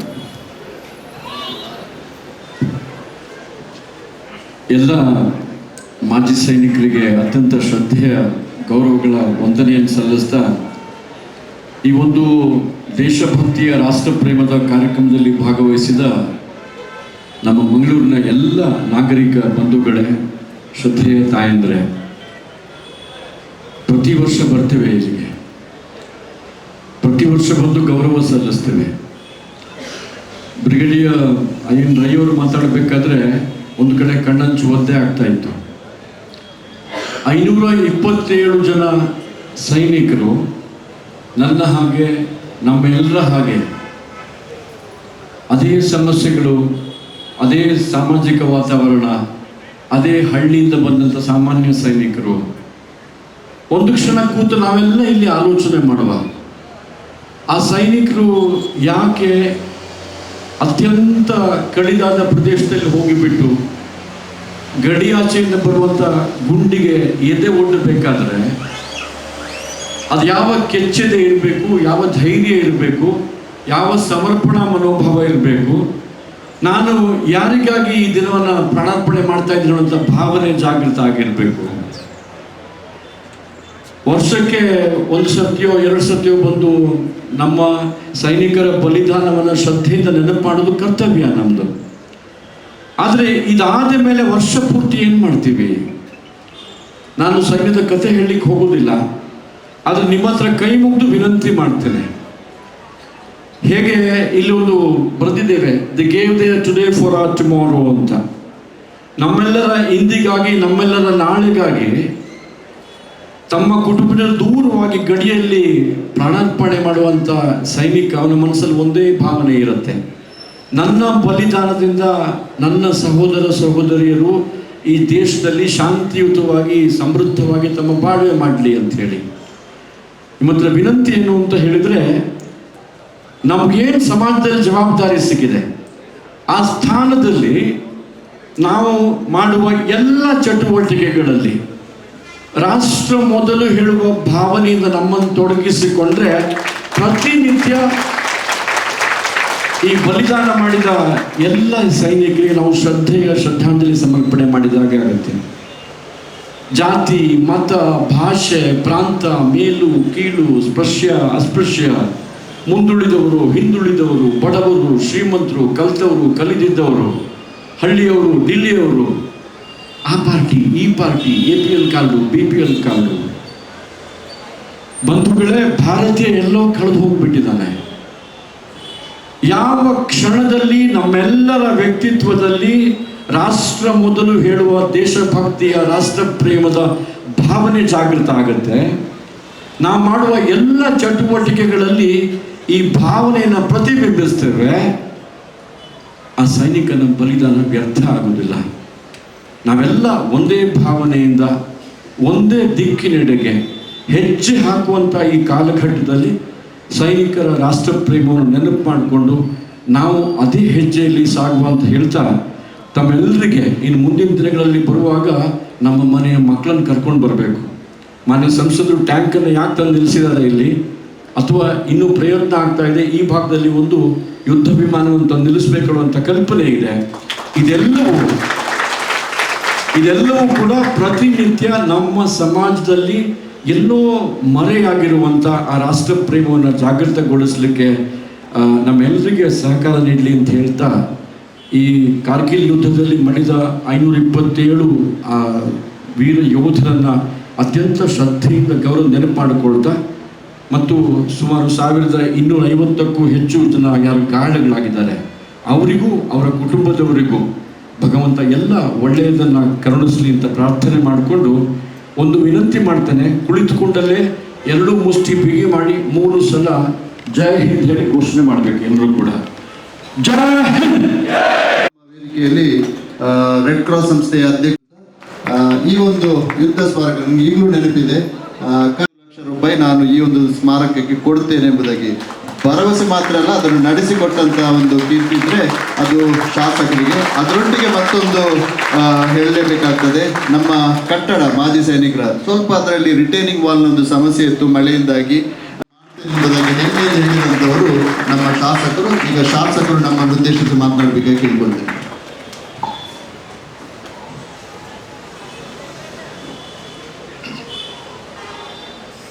ಉಪಸ್ಥಿತಿರುವಂತಹ ಗೌರವಾನ್ವಿತ ಆದರಣೀಯ ಈ ಜಿಲ್ಲೆಯ ಸಂಸದರು ಮಿತ್ರರಾಗಿರುವಂತಹ ಕ್ಯಾಪ್ಟನ್ ಬ್ರಿಜೇಶ್ ಚೌಟ ಅವರೇ, ಅದೇ ರೀತಿ ಉಪಸ್ಥಿತಿರುವಂತಹ ಹಿರಿಯರಾಗಿರುವಂತಹ ದೇಶ ಸೇವೆಯನ್ನು ಮಾಡಿ ಈಗಾಗಲೇ ನಮ್ಮನ್ನು ಉದ್ದೇಶಿಸಿ ಮಾತಾಡಿದಂಥ ಗೌರವಾನ್ವಿತ ಕರ್ನಲ್ ಭಂಡಾರಿ ಅವರೇ, IN ರೈ ಅವರೇ, ಅದೇ ರೀತಿ ವಿಕ್ರಮ್ ದತ್ತಾ ಅವರೇ, ಉಪಸ್ಥಿತಿರುವಂಥ ಅಧ್ಯಕ್ಷರಾಗಿರುವಂಥ ಶ್ರೀಕಾಂತ್ ಶೆಟ್ರೆ, ಉಪಸ್ಥಿತಿರುವಂಥ ಕ್ಯಾಪ್ಟನ್ ಕಾರ್ಣಿಕ್ ಅವರೇ ಮತ್ತು ನಾಗರಾಜ್ ಶೆಟ್ರೆ ಕಲ್ಕೂರ್ರೆ, ಅದೇ ರೀತಿ ಉಪಸ್ಥಿತಿರುವಂಥ ಎಲ್ಲ ಗೌರವಾನ್ವಿತ ಶಾಂತರಾಮ್ ಶೆಟ್ರೆ, ಉಪಸ್ಥಿತ ಎಲ್ಲ ಗೌರವಾನ್ವಿತ ಈ ಒಂದು ಯೋಧರ ಸಂಘದ ಪದಾಧಿಕಾರಿಗಳೇ, ಯೋಧರೇ, ಉಪಸ್ಥಿತಿರುವಂಥ ಎಲ್ಲ ದೇಶಭಕ್ತ ಬಂಧುಗಳೇ, ಉಪಸ್ಥಿತಿರುವಂಥ ಎಲ್ಲ ಆದರಣೀಯ ಮಾಧ್ಯಮದ ಮಿತ್ರರೇ, ಪ್ರಪ್ರಥಮವಾಗಿ ನಾನು ಸಂಸದಂಥ ಕ್ಯಾಪ್ಟನ್ ಬ್ರಿಜೇಶ್ ಚೌಟ ಅವರಿಗೆ ಒಂದು ಸುಂದರವಾದಂಥ ಒಂದು ಟ್ಯಾಂಕನ್ನು ಯೋಧರ ನೆನಪು, ಯುದ್ಧದ ನೆನಪದೊಂದಿಗೆ ಮುಂದಿನ ಪೀಳಿಗೆಗೆ ಬಹಳ ದೊಡ್ಡ ರೀತಿಯ ಮಾರ್ಗದರ್ಶನ ಕೊಡುವಂಥ ಒಂದು ಲ್ಯಾಂಡ್ ಮಾರ್ಕನ್ನು ಕ್ರಿಯೇಟ್ ಮಾಡಿ ಇವತ್ತು ನಮಗೆ ವಿಶೇಷವಾಗಿ ಟ್ಯಾಂಕನ್ನು ಇಲ್ಲಿ ಅನುಷ್ಠಾನ ಮಾಡುವಂಥ ತಮ್ಮ ಎಲ್ಲ ಕೊಡುಗೆಗಳಿಗೆ ನಾನು ಮಂಗಳೂರಿನ ಜನತೆಯ ಪರವಾಗಿ ನಾನು ಹೃತ್ಪೂರ್ವಕವಾದಂಥ ಅಭಿನಂದನೆ. ಪ್ರಾರಂಭದಲ್ಲೇ ಅವರು ಈ ಒಂದು ಪರಿಸರವನ್ನು ಅಭಿವೃದ್ಧಿ ಮಾಡಬೇಕು, ಒಂದು ಟ್ಯಾಂಕನ್ನು ತರಬೇಕು ಅಂತ ಹೇಳೋ ದೃಷ್ಟಿಯಲ್ಲಿ ಅವರು ಉಲ್ಲೇಖ ಮಾಡಿ ಅದನ್ನು ಇವತ್ತು ಕಾರ್ಗಿಲ್ ವಿಜಯ ದಿವಸದಂದು ಅದು ಲೋಕಾರ್ಪಣೆ ಆಗಿದೆ. ಇದೊಂದು ಬಹಳ ವಿಶೇಷವಾದಂಥ ಕಾರ್ಯಕ್ರಮ ಮತ್ತು ಒಂದು ವಿಶೇಷವಾದಂಥ ದಿವಸ. ಅವತ್ತು ಆ ಯೋಧರು ತಮ್ಮ ಜೀವವನ್ನೇ ಕೊಟ್ಟು ಭಾರತವನ್ನು ರಕ್ಷಿಸಲು, ನಮ್ಮೆಲ್ಲರನ್ನು ರಕ್ಷಿಸಲು ಮಾಡಿದಂಥ ತ್ಯಾಗ ಬಲಿದಾನವನ್ನು ನೆನಪಿಸಿಕೊಳ್ಳುವಂಥ ದಿನ. ಆದರೆ ನಾವೆಲ್ಲರೂ ವರ್ಷಕ್ಕೆ 1-2 ಬಾರಿ ಅದನ್ನು ನೆನಪಿಸಿಕೊಳ್ಳುವುದು ಮಾತ್ರವಲ್ಲದೆ ದಿನನಿತ್ಯ ನಮ್ಮ ಜೀವನದಲ್ಲಿ ಆ ಯೋಧರ ಭಾಳ ದೊಡ್ಡ ರೀತಿಯ ಕೊಡುಗೆಯನ್ನು ನೆನಪಿಸ್ಕೊಳ್ಬೇಕಾದಂಥ ಜವಾಬ್ದಾರಿ ಇದೆ. ಇವತ್ತು ನಾವು ಪ್ರತಿಯೊಂದು ಹಬ್ಬ ಹರಿದಿನಗಳು, ಅದು ದೀಪಾವಳಿಯಿಂದ ಹಿಡಿದು ಅಷ್ಟಮಿ ಅಥವಾ ಗಣೇಶ ಚತುರ್ಥಿ, ಹೀಗೆ ಯಾವುದೇ ಹಬ್ಬಗಳನ್ನು ನಾವು ಮಾಡ್ತೀವಿ ಅಂತೇಳಿ ಆದರೆ ಅಲ್ಲಿ ಯೋಧರು ಬಹಳ ಯಶಸ್ವಿಯಾಗಿ ತಮ್ಮ ಸೇವೆಯನ್ನು, ಈ ದೇಶದ ರಕ್ಷಣೆಯನ್ನು ಮಾಡ್ತಾ ಇರುವಂಥ ಕಾರಣ ಇವತ್ತು ನಾವಿಲ್ಲಿ ಭಾಳ ಸುಖದಲ್ಲಿ ಭಾಳ ಸಂತೋಷದಲ್ಲಿದ್ದೇವೆ ಅಂತೇಳೋದು. ಹಾಗಾಗಿ ಈ ಹಿಂದೆ ನಮ್ಮದೇ ಸಚಿವರು, ರೈಲ್ವೆ ಸಚಿವರಾದಂಥ ಸೋಮಣ್ಣ ಇಲ್ಲಿ ಬಂದು ಇದರ ಅಭಿವೃದ್ಧಿ ಕಾರ್ಯಕ್ಕೆ, ನಾನು ಕೂಡ ಕಳೆದ ಅವಧಿಯಲ್ಲಿ ಗೆದ್ದಾಗ ಇದನ್ನೊಂದು ಅಭಿವೃದ್ಧಿ ಮಾಡಬೇಕು ಅಂತೇಳೋದು ಚಿಂತನೆಯನ್ನು ಇಲ್ಲಿಯ ಮಾಜಿ ಸೈನಿಕರ ಸಂಘದೊಂದಿಗೆ ಮಾತಾಡಿದಾಗ ಈಗಾಗಲೇ ಸುಮಾರು 75% ಕೆಲಸ ಆಗಿದೆ, ಇನ್ನು ಸ್ವಲ್ಪ ಬಾಕಿ ಇದೆ, ಅದು ಕೂಡ ಸಂಪೂರ್ಣ ಆಗುವಂಥ ಕೆಲಸ ಕಾರ್ಯಗಳನ್ನು ಅತಿ ಶೀಘ್ರದಲ್ಲಿ ಆಗುತ್ತೆ. ಹಾಗಾಗಿ ಇನ್ನು ಮುಂದೆ ಈ ಎಲ್ಲ ಯೋಧರನ್ನು ನೆನಪಿಸಿಕೊಳ್ಬೇಕು, ಅವರಿಗೆ ಶ್ರದ್ಧಾಂಜಲಿ ಕೊಡಬೇಕು, ಅಥವಾ ಅವರಿಗೆ ವಿಶೇಷವಾಗಿ ಗೌರವವನ್ನು ಸಲ್ಲಿಸಬೇಕು, ಅವರನ್ನು ನೆನಪಿಸಿಕೊಳ್ಬೇಕು ಅಂತೇಳುವಂಥ ಕಾರ್ಯ ಮಾಡುವಂಥ ಮುಂದಿನ ಯುವ ಪೀಳಿಗೆಗಳಿಗೆ ಇದೊಂದು ಪ್ರೇರಣಾದಾಯಕವಾದಂಥ ಸಂಗತಿ ಆಗಲಿ. ಇದರ ಮುಖಾಂತರ ಅವತ್ತು ಅವರು ಮಾಡಿದಂಥ ತ್ಯಾಗ ನಾನು ನೆನಪಿಸ್ಕೊಳ್ಳೋಕ್ಕೆ ಬಯಸ್ತೇನೆ. ಅಟಲ್ ಬಿಹಾರಿ ವಾಜಪೇಯಿ ಅವರ ತೆಗೆದುಕೊಂಡಂಥ ನಿರ್ಧಾರ, ಆ ನಿರ್ಧಾರ ಇವತ್ತು ಕಾರ್ಗಿಲ್ ವಿಜಯ ದಿವಸವನ್ನು ನಾವಿವತ್ತು ಒಳ್ಳೆಯ ರೀತಿಯಲ್ಲಿ ಆಚರಿಸಿಕೊಂಡು ಮಾಡುತ್ತಾ ಶುಭ ಸಂದರ್ಭದಲ್ಲಿದ್ದೇವೆ. ಅದರ ಒಟ್ಟಿಗೆ ಕೆಲವೊಮ್ಮೆ ದುಃಖ ಕೂಡ ಆಗುತ್ತೆ. ಕೆಲವಾರು ಜನರು ಕೆಲವಾರು ಸಂದರ್ಭದಲ್ಲಿ ಎಲ್ಲೋ ಒಂದು ಕಡೆ ನಾವು ಸೈನ್ಯಕ್ಕೆ ಸೇರುವಂಥದ್ದು ಬೇರೆ ಬೇರೆ ಉದ್ದೇಶದಿಂದ, ಹಣಕ್ಕಾಗಿ ಅಂತ ಹೇಳುವಂಥ ಎಲ್ಲೋ ಒಂದು ಕಡೆ ರಾಜಕಾರಣಿಗಳನ್ನು ಕಂಡಾಗ ಕೂಡ ಮನಸ್ಸಿಗೆ ನೋವಾಗುತ್ತೆ. ಯಾಕೆ ಆ ರೀತಿಯ ಮಾತುಗಳನ್ನು ಆಡ್ತಾರೆ, ಯಾಕೆ ನೋವಿಸ್ತಾರೆ? ತಮ್ಮ ಜೀವನ, ತಮ್ಮ ಕುಟುಂಬ ಎಲ್ಲವನ್ನು ಬಿಟ್ಟು ಆ ಗಡಿಭಾಗದಲ್ಲಿ ಅವರು ಕಾಯುವಂಥ ವ್ಯಕ್ತಿಗಳಿಗೆ ಆ ರೀತಿ ಮಾತಾಡುವಾಗ ನೋವಾಗುತ್ತೆ. ಆದರೆ ನಮ್ಮ ಗಣೇಶ್ ಕಾರ್ಣಿಕರು ಹೇಳಿದಾಗ ನಮ್ಮ ಎಲ್ಲರ ಮನಸ್ಸು, ಭಾವನೆಗಳು ಈ ದೇಶವನ್ನು ನಾವು ದೇಶಭಕ್ತರಾಗಿ ಮುಂದಿನ ಯುವ ಪೀಳಿಗೆಗಾಗಿ ನಾವು ನಮ್ಮ ಎಲ್ಲ ತ್ಯಾಗಗಳನ್ನು ಮಾಡಬೇಕಾದಂಥ ಅನಿವಾರ್ಯತೆ ಇದೆ. ಇವತ್ತು ನಮ್ಮ ಏಮ್, ವಿಷನ್, ಗೋಲ್, ಈ ಭಾರತವನ್ನು ಪರಮ ವೈಭವಕ್ಕೆ ಕೊಂಡೋಗುವಂಥ ಈ ವಿಷನ್ ಯಶಸ್ವಿಯಾಗಿ ಆಗಬೇಕು ಅಂತೇಳಿ ಆದರೆ ನಾವೆಲ್ಲರೂ ಅದನ್ನು ಅನುಷ್ಠಾನ ಮಾಡಬೇಕು. ನಾನು ಪುನರಪಿ ಇದು ಉಳಿದಂಥ ಕಾಮಗಾರಿಗಳು ಕೂಡ ನಾವೆಲ್ಲರೂ ಸೇರಿಕೊಂಡು ಒಟ್ಟಾಗಿ ಅದನ್ನು ಪುನರಪಿ ಯಶಸ್ವಿ ಮಾಡೋಣ. ಅದರ ಒಟ್ಟಿಗೆ ನಮ್ಮ ಸಂಸದ ಮುಂದಿನ ಕನಸು ಯುದ್ಧ ವಿಮಾನವನ್ನು ಇಲ್ಲಿ ತರಬೇಕು ಅಂತೇಳೋದು ಕನಸಿದೆ. ಅದು ಕೂಡ ನನಸಾಗಲಿ, ಅತಿ ಶೀಘ್ರದಲ್ಲಿ ನನಸಾಗಲಿ. ಅದರ ಮುಖಾಂತರ ಒಂದು ಪ್ರೇರಣಾದಾಯಕವಾದ ಸಂಗತಿ ಅವರು ಕೊಡಲಿ. ಈಗಿನ ಕಾರ್ಯಕ್ರಮ ಭಾಳ ಯಶಸ್ವಿಯಾಗಿದೆ, ಭಾಳ ಅತ್ಯುತ್ತಮವಾಗಿದೆ. ಆ ಭಕ್ತಿಯನ್ನು ಜಾಗೃತ ಮಾಡುವಂಥ ಈ ಕಾರ್ಯ, ಈ ಒಂದು ಯುದ್ಧದ ಟ್ಯಾಂಕನ್ನು ಇಲ್ಲಿ ಜೋಡಿಸಿಕೊಳ್ಳುವಂಥ ಮುಖಾಂತರ ಆಗಿದೆ ಅಂತೇಳೋದು ಹೇಳ್ತಾ ನಾನು ಎಲ್ಲ ಬಂದಂಥ ದೇಶಭಕ್ತರಿಗೆ ವಂದನೆಗಳನ್ನು ಹೇಳ್ತಾ ಶುಭವನ್ನು ಕೊಡ್ತೀನಿ. Thank you sir. ಒಂದು 10-15 ವರ್ಷದ ಹಿಂದೆ ಕ್ಯಾಪ್ಟನ್ ಗಣೇಶ್ ಕಾರ್ಣಿಕರು ಒಬ್ಬರ ನಿವೃತ್ತ ಸೈನಿಕರನ್ನು ಇಲ್ಲಿ ಕರ್ಕೊಂಡು ಬಂದರು. ಆ ಸೈನಿಕರು ಆಗ ಮಾತನಾಡೋದು ಭಾಳ ಕಡಿಮೆ, ಒಂದು ಸ್ಮೈಲ್ ಮಾತ್ರ ಕೊಡ್ತಾ ಇದ್ರು. ಈಗಲೂ ನೆನಪಿದೆ ಆ ರೈಟ್ ಸೈಡ್ನಲ್ಲಿ ಕೂತ್ಕೊಂಡು. ಅವರು ಈಗ ನಮ್ಮೆಲ್ಲರ ನೆಚ್ಚಿನ ಸಂಸದರಾಗಿದ್ದಾರೆ.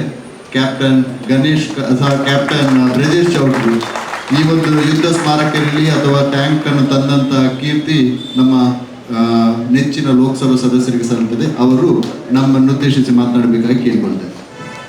ಎಲ್ರಿಗೂ ನಮಸ್ಕಾರ. ಈ ಒಂದು ವಿಶೇಷವಾದಂಥ ಅತ್ಯಂತ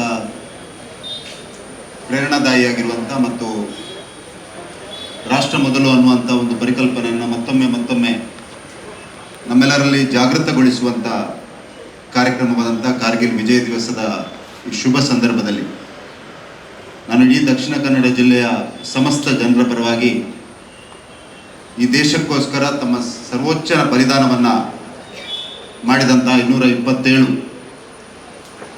ಸೈನಿಕರಿಗೆ ತಲೆಬಾಗಿ ನಮನವನ್ನು ಸಲ್ಲಿಸ್ತಾ ಇವತ್ತು ಕಾರ್ಗಿಲ್ ವಿಜಯ ದಿವಸದ ಈ ಒಂದು ವಿಶೇಷವಾದ ಸಂದರ್ಭದಲ್ಲಿ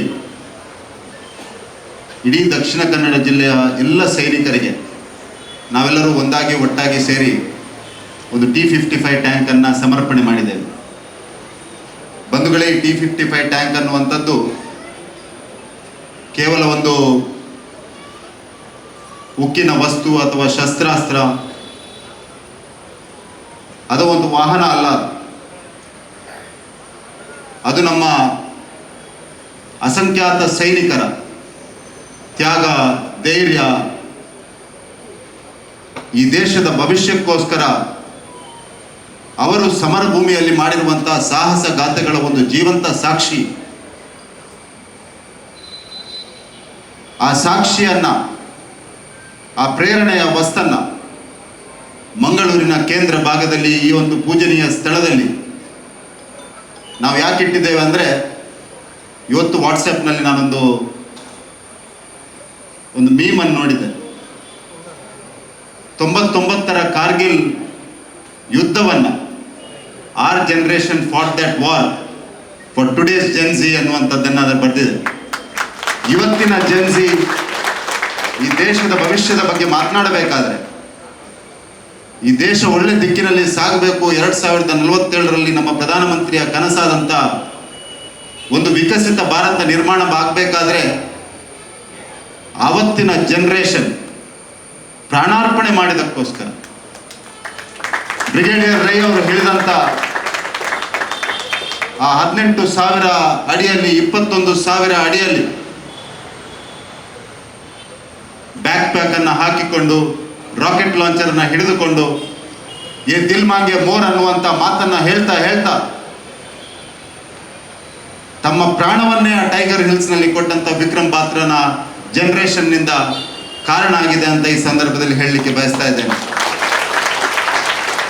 ಇದೇ T-55 ಟ್ಯಾಂಕ್ನಲ್ಲಿ ಕೂತ್ಕೊಂಡು ಲೆಫ್ಟಿನೆಂಟ್ ಅರುಣ್ ಕೇಂದ್ರಪಾಲ್ ಅವರು 71ರ ಯುದ್ಧದಲ್ಲಿ ಕಾರ್ಣಿಕರು ಹೇಳಿದ ಹಾಗೆ ಅದರೊಳಗೆ ಕೂತ್ಕೊಳ್ಳಿಕ್ಕೆ ಎಷ್ಟು ಕಷ್ಟ ಅಂತ ಒಂದ್ಸಲ ನೀವು ಆರ್ಮಡ್ ಸೆಂಟರ್ಗೆ ಹೋದ್ರೆ ಟ್ಯಾಂಕ್ನೊಳಗೆ ಕೂತ್ಕೊಳ್ಳಿಕ್ಕೆ ಅವಕಾಶ ಸಿಗ್ತದೆ. ಈ T-55ನಲ್ಲಿ ಕಷ್ಟ ಆಗ್ಬೋದು, ಆದರೆ ಅದರಲ್ಲಿ ಕೂತ್ಕೊಂಡು ಒಂದು ಅರ್ಧ ಗಂಟೆ ಕೂತ್ಕೊಂಡ್ರೆ ನಿಮಗೆ ಗೊತ್ತಾಗ್ತದೆ ಲೆಫ್ಟಿನೆಂಟ್ ಅರುಣ್ ಕೇಂದ್ರಪಾಲ್ನ ಆ ಬಲಿದಾನ ಯಾವ ರೀತಿಯ ಬಲಿದಾನ ಆಗಿರ್ಬೋದು ಅನ್ನುವಂಥದ್ದನ್ನು.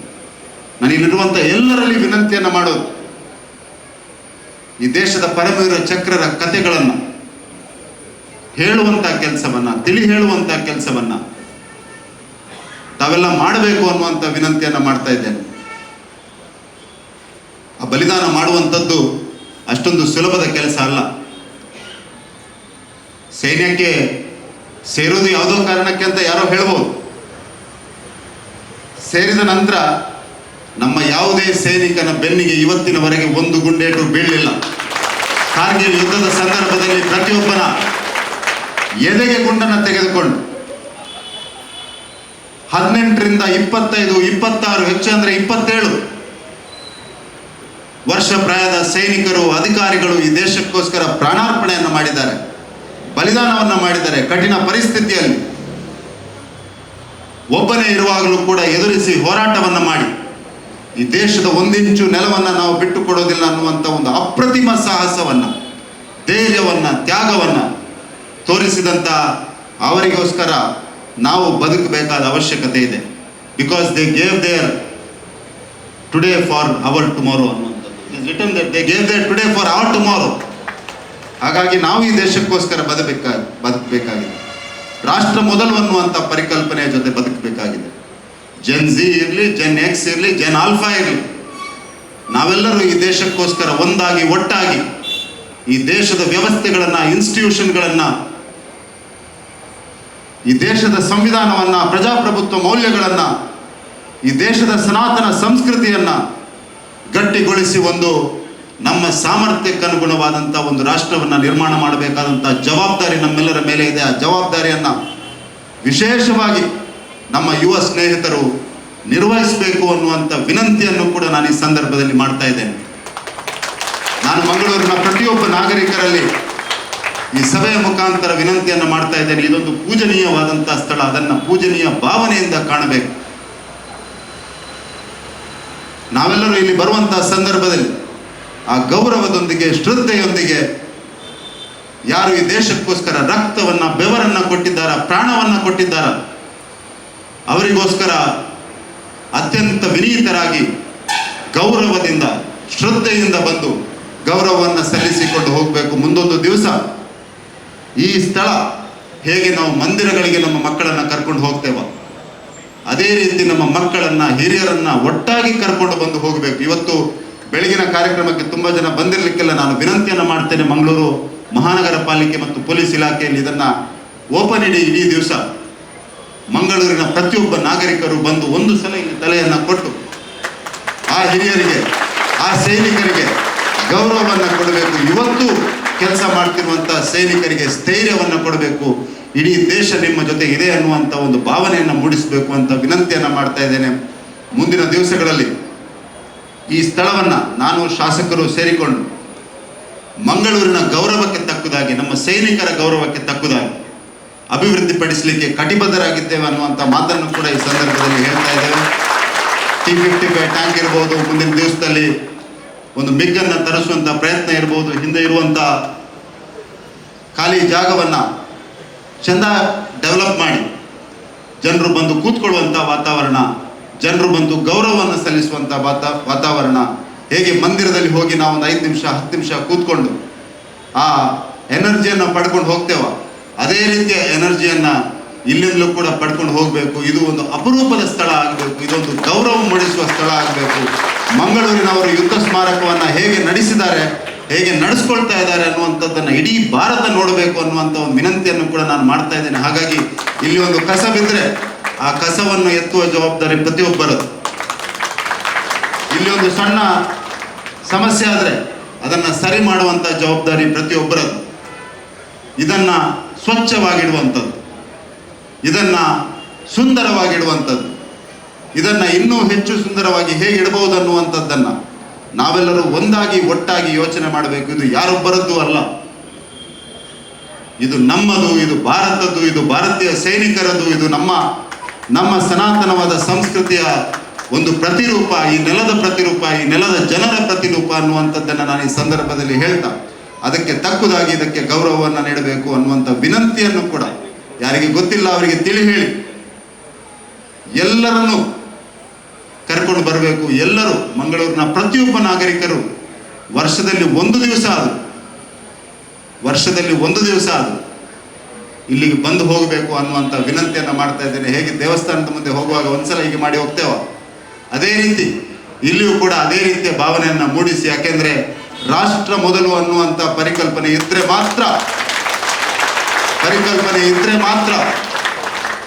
ನಾವೆಲ್ಲರೂ ಬದುಕಬಹುದು. ನಾವೆಲ್ಲರೂ ರಾಷ್ಟ್ರ ಮೊದಲು ಅನ್ನುವಂಥ ಪರಿಕಲ್ಪನೆಯಲ್ಲಿ ಬದುಕಿದ್ರೆ ಇಡೀ ಜಗತ್ತಿಗೆ ದಾರಿಯನ್ನು ತೋರಿಸಬಹುದು ಅನ್ನುವಂಥ ವಿನಂತಿಯನ್ನು ಕೂಡ ಈ ಸಂದರ್ಭದಲ್ಲಿ ಮಾಡ್ತಾ, ಕಾರ್ಗಿಲ್ ವಿಜಯ ದಿವಸದ ಈ ಶುಭ ಸಂದರ್ಭದಲ್ಲಿ ತಮ್ಮೆಲ್ಲರಿಗೂ ಶುಭಾಶಯಗಳನ್ನು ಸಲ್ಲಿಸ್ತಾ ಇದ್ದೇನೆ. ಆ ವೀರ ಯೋಧರಿಗೆ ನಮನಗಳನ್ನು ಸಲ್ಲಿಸ್ತಾ ಇದ್ದೇನೆ. ಈ ಜಿಲ್ಲೆಯಲ್ಲಿರುವಂಥ ಪ್ರತಿಯೊಬ್ಬ ವೀರ ಯೋಧರಿಗೂ ಕೈ ಮುಗಿದು ಗೌರವವನ್ನು ಸಲ್ಲಿಸ್ತಾ ಇದ್ದೇನೆ. ವೀರ ಯೋಧರ ಕುಟುಂಬಗಳಿಗೆ ಗೌರವವನ್ನು ಸಲ್ಲಿಸ್ತಾ ಇದ್ದೇನೆ. ಮುಂದಿನ ಪೀಳಿಗೆಯ ಸೈನಿಕರಿಗೂ ಗೌರವವನ್ನು ಸಲ್ಲಿಸಿ ನನ್ನ ಮಾತುಗಳನ್ನು ಮುಗಿಸ್ತಾ ಇದ್ದೇನೆ. ಜೈ ಹಿಂದ್.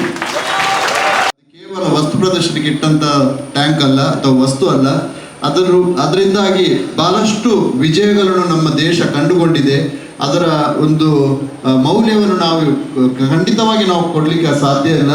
ದಯವಿಟ್ಟು ಆ ಒಂದು ಟ್ಯಾಂಕ್ ಇರಲಿ ಅಥವಾ ಯುದ್ಧ ಸ್ಮಾರಕ ಇರಲಿ, ಒಂದು ದೇವಸ್ಥಾನಕ್ಕೆ ನಾವು ಎಷ್ಟು ಗೌರವವನ್ನು ಕೊಡ್ತೇವೋ ಅದೇ ರೀತಿಯಲ್ಲಿ ನಾವು ಗೌರವಿಸುವ ಮಾತನ್ನು ಹೇಳಿಕೊಂಡಂತ ನಮ್ಮೆಲ್ಲರ ನೆಚ್ಚಿನ ಸದಸ್ಯರಾದ ಲೋಕಸಭಾ ಸದಸ್ಯರಾದ ಬ್ರಜೇಶ್ ಚೌಟ್ರಿಗೆ ಮತ್ತೊಮ್ಮೆ ಧನ್ಯವಾದವನ್ನು ಕೊಡ್ತಾ, ಮುಂದಿನ ಕಾರ್ಯಕ್ರಮ ಈ ರೀತಿ ಇದೆ, ದಯವಿಟ್ಟು ಕೇಳಿಕೊಳ್ಳಿ. ನಮ್ಮ ಅಡ್ಡೆಂತಯಾರು, ದೀಪಕ್ ಅಡ್ಡೆಂತಯಾರು ಔಪಚಾರಿಕವಾಗಿ ಧನ್ಯವಾದವನ್ನು ಕೊಟ್ಟು ನಂತರ ನಾವೆಲ್ಲ ಎದ್ದು ನಿಂತು 1 ನಿಮಿಷ ಮೌನ ಪ್ರಾರ್ಥನೆ ಮಾಡಿ ಜನಗಣ ಮನದೊಂದಿಗೆ ಮುಂದಿನ ಕಾರ್ಯಕ್ರಮಕ್ಕೆ ನಾವು ಧನ್ಯವಾದ ಸಲ್ಲಿಸಲಿಕ್ಕೆ ಬಂದಿದ್ದೇನೆ. At the outset I would like to thank Captain Brajesh Chauta and our MLA Vedavyas Kamath for having made arrangements to get this tank here as well as for renovating this war memorial. It was in pretty bad shape, but now they have brought it up to this level and there is still more work to be done. We thank them profusely for this initiative. I thank Captain Ganesh Karnik for having taken the responsibility executing this job. Big thanks to Colonel Sharat Bhandari for having told you all about the Kargil situation there and how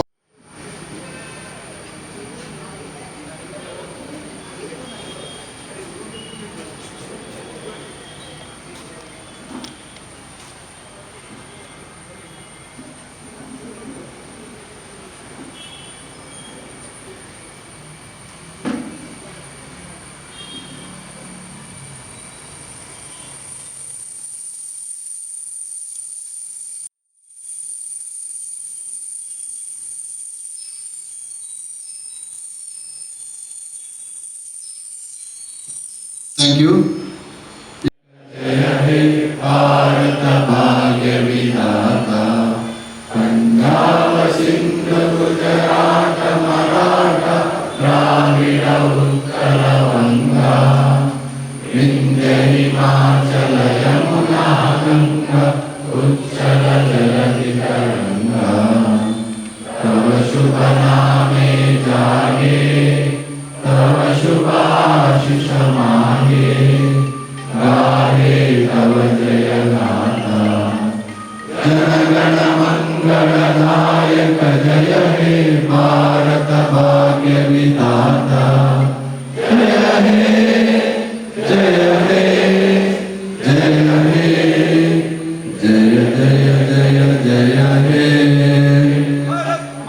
Bharat Mata की, भारत माता की, भारत माता की।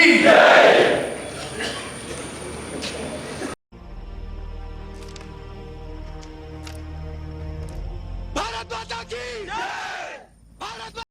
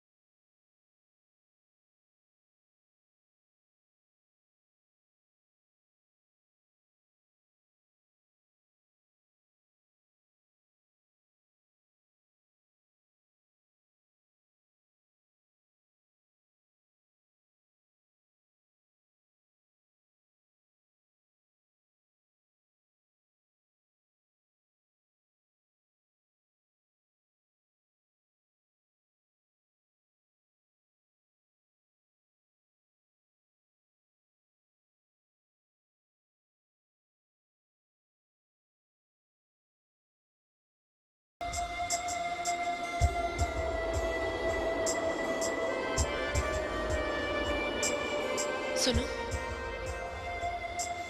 तुम्हें बहुत बुरी आदत है, जाते हुए तुम कभी पलट के नहीं देखते। इस बार जरूर देखना, वरना जिंदगी भर यहीं खड़ी रहूंगी।